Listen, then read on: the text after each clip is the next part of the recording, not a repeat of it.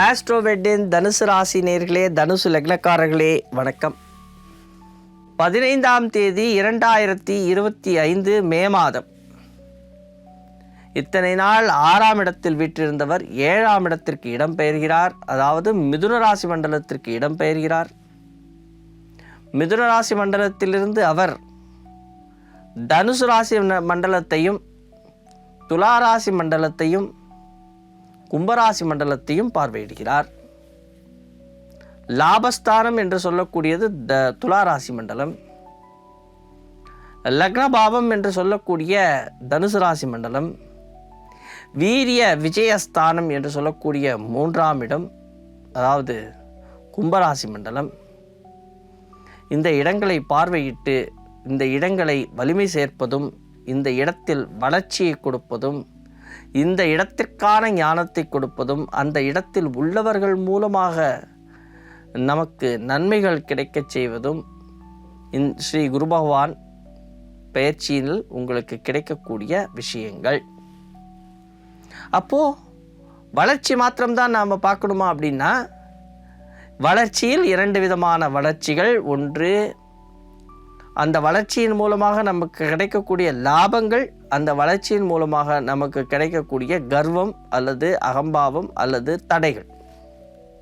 இப்போது குரு பகவான் அப்படின்னு நம்ம சொல்லும் பொழுது முதல்ல படிப்புக்கு தான். எல்லாருக்கும் முதல்ல கல்வி, அறிவு, ஞானம், படிப்பு தேவை. படிப்பு அப்படின்னு சொல்லும் பொழுது இப்போ குரு பகவான் லக்னத்தை பார்க்கிறார், அதாவது தனுசு ராசி மண்டலத்தை பார்க்கிறார். நல்ல அறிவு இருக்கும், சமயோஜிதமாக சிந்திப்பீர்கள். எந்த ஒரு விஷயத்தையும் ஆக்கப்பூர்வமாக சிந்தித்து எதிரிகளை கையாண்டு எல்லாரையும் ஒரு பார்வையிலேயே விழ வைக்கக்கூடிய சக்தியும், அதே நேரத்தில் தைரியமும், மனசில் நல்ல தைரியம் அப்படின்னா குரு பகவான் தான்.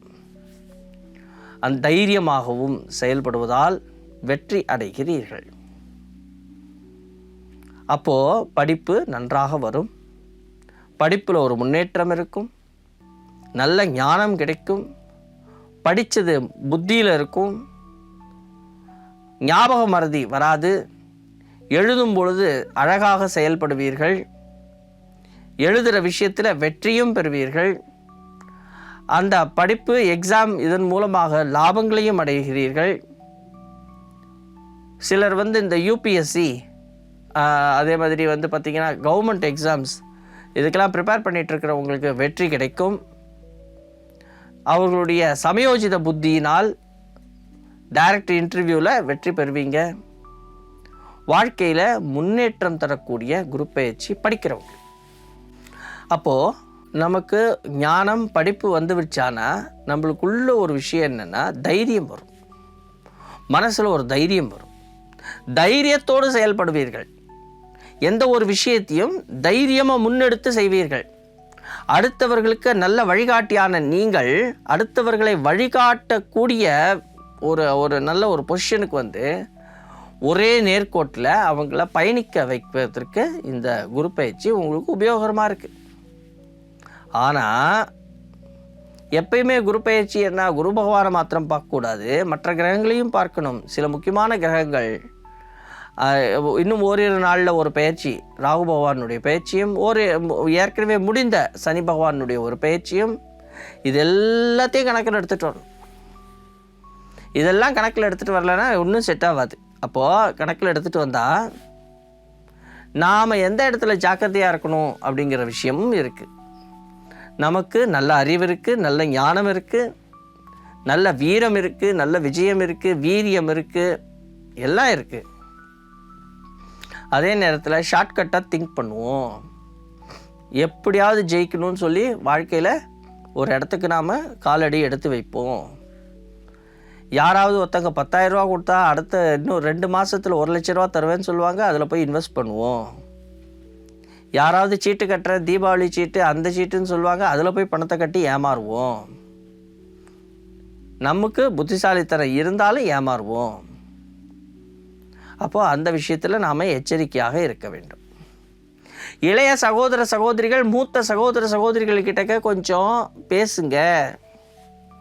உங்களுக்கு பிரச்சனையா இவங்க கிட்ட பேசுங்க, இவங்க உங்களுக்கு வழி நடத்துவாங்க.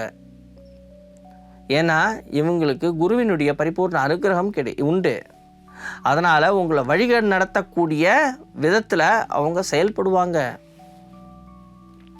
ஆனால் நீங்கள் அவங்கக்கிட்ட ஏதாவது கேட்கணும், கேட்டால் தான் செய்ய முடிவாங்க. லாபங்கள் இருக்குது, அபரிவிதமான லாபங்கள் கிடைக்கும், செய்தொழிலில் முன்னேற்றம் இருக்கும், வெற்றி பாதையில் செல்வீங்க, தொழிலை விரிவுபடுத்துவீங்க, கொடுக்கல் வாங்கல்களை சீர் செய்வீங்க.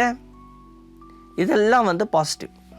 ஆனால் எதிராளிகிட்ட பேசும் பொழுது கொஞ்சம் எச்சரிக்கை தேவை. எதிராளிகள் இப்போ உங்களை விட வீக்காக இருக்கிறாங்க. அதே நேரத்தில் எல்லா விஷயத்தையும் நான் என் புருஷன்கிட்ட கேட்டுட்டு தான் செய்வேன், என் ஒய்ஃப் கிட்ட கேட்டுட்டு தான் செய்வேன். சில விஷயங்களை கேட்டு அதன் மூலமாக தடைகள் வரும்.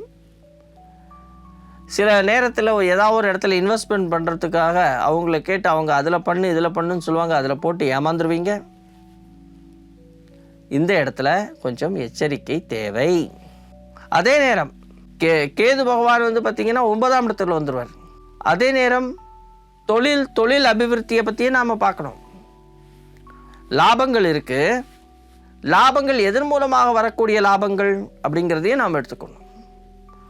உங்களுடைய மூதாதையர்கள் மூலமாக லாபங்கள் வருகிறதா, அல்லது உங்கள் சுய ஜாதகத்தின் மூலமாக லாபங்கள் வருகிறதா என்பதையும் நீங்கள் கருத்தில் கொள்ள வேண்டும். இப்போ இதெல்லாம் கருத்தில் கொள்ள வேணும், இதெல்லாம் சொல்கிறோம் இல்லையா, இதெல்லாம் எங்கே இருக்குதுன்னா உங்களுடைய சுய ஜாதகத்தில் இருக்குது. அந்த சுய ஜாதகத்தை நீங்கள் சரிப்படுத்தணும், அந்த சுய ஜாதகத்தை நீங்கள் பார்க்க வேண்டும். நல்ல ஒரு ஜோதிடர்கிட்ட போய் உங்கள் ஜாதகத்தை காமிங்க. அப்படி இல்லைன்னா astrovet.com இதில் பார்த்திங்கன்னா நிறைய ஜோதிடர்கள் இருக்காங்க, ஜோதிட ஜாம்பவான்கள் இருக்காங்க. அவங்கக்கிட்ட நீங்கள் கன்சல்டேஷன் பண்ணலாம், அவங்கக்கிட்ட நீங்கள் கேட்டு தெரிஞ்சுக்கலாம். அவங்க உங்களை நல்லா வழி நடத்துவாங்க. வம்பு வழக்குகள் வியாதிகள் இதெல்லாம் உங்களை விட்டு போயிடும்.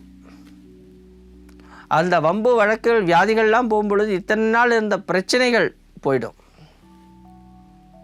ஆனால் புது விதமான பிரச்சனைகள் வருவதற்கான வாய்ப்பு இருக்கிறது. கூட்டு தொழில் செய்பவர்கள் உங்களுடைய கூட்டாளிகளிடையே எச்சரிக்கையும் கவனத்துடனும் இருங்க. ஃப்ரெண்ட்ஸ் கிட்டக்க பேசும் பொழுது, நண்பர்கள்கிட்ட பேசும் பொழுது கொஞ்சம் ஜாக்கிரதையாக பேசுங்கள். நண்பர்கள் மூலமாக லாபங்கள் கிடைக்கும், ஆனால் அந்த நண்பர்களே உங்களுக்கு எதிரியாக மாறிவிடுவார்கள். உங்களுடைய எதிராளிகளே உங்களுக்கு பிரச்சனைகளை தருவதற்கான வாய்ப்பு இருக்கிறது. அல்லது உங்களுடைய எதிராளிகள் ஒரு மந்தமான நிலையில் இருப்பதற்கான வாய்ப்பு இருக்கிறது. மந்தமான நிலையில் இருப்பவங்கிட்ட போயிட்டு நம்ம அட்வைஸ் வாங்க முடியாது. அப்போது நம்ம அட்வைஸ் வாங்கணும் அப்படின்னு சொன்னால் அவங்க தெம்பாக சுறுசுறுப்பாக இருக்கணும். அப்படி இல்லைன்னா நம்ம வேறு யார்ட்டையாவது அட்வைஸ் வாங்கணும். கோபம் டென்ஷன்ஸ் உண்டு, கோபம் டென்ஷன்ஸ் வரும். அப்போ அந்த கோபம் டென்ஷனை கட்டுப்படுத்தணும். சாப்பிடுவீங்க, நல்லா சாப்பிடுவீங்க, விதவிதமாக சாப்பிட்றதுக்கூடிய குணாதிசயம் கொண்டவங்க தான் நீங்கள். அப்போது சாப்பாட்டில் கொஞ்சம் கண்ட்ரோல் எடுத்துகிட்டு வரணும். உடல் ரீதியான வளர்ச்சி இருக்குது. ஏன்னா வயிறு, தொப்பை இதெல்லாம் வருவதற்கான வாய்ப்பு இருக்குது. அதுலேயும் கொஞ்சம் ஜாக்கிரதையாக இருக்கணும்.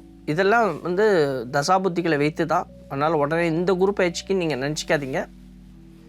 இதற்கான ஒரு வாய்ப்புகள் இருக்கிறது. அப்போ அதை மாற்றிக்கோங்க.